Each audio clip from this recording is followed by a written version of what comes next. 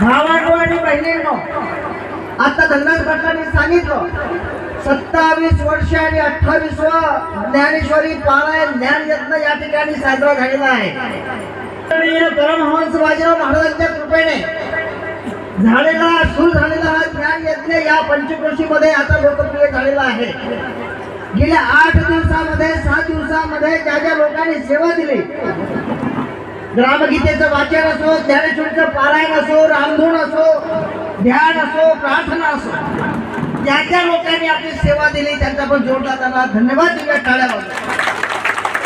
खरं म्हणजे इतकी गर्दी पाहिल्यानंतर पण मला असं वाटतंय की आता आपलं गाव नाही राहिलं. हे झालं आहे श्री क्षेत्र पेल्लोरा.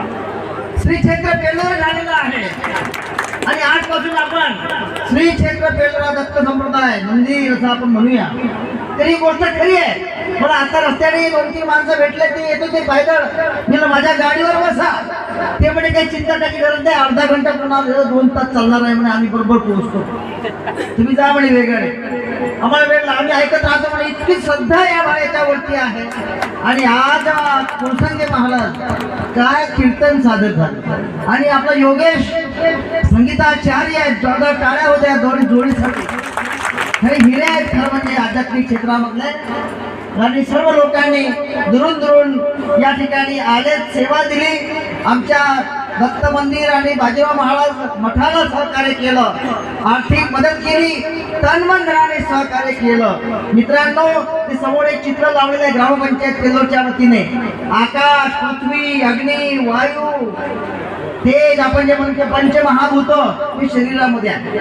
पंचमहाभूत एकत्र आले का जीव तयार होतो. त्याच्यातला एक गोष्ट तरी कमी झालं का आपण मृत्यू पावतो. पाणी जर मिळालं नाही तरी मृत्यू पावतो. श्वास बंद झाला का मृत्यू पावतो. म्हणजे जन्माला झालेले 5 पंचमहाभूत एकत्र येणे आणि आपला एखादा महाभूत नष्ट होणे, हा जो मधला भाग आहे त्याचं नाव आहे जीवन. आणि हे जीवन प्रेममय ज्ञानमय करण्यासाठी अशा विचारांची गरज आहे. सर्वांना धन्यवाद. नमस्कार. जय गुरु. या ज्ञानेश्वरी पारायण सप्ताहाकरिता बरेचशा लोकांचे सहकार्य लाभलेलं आहे. कोणी तना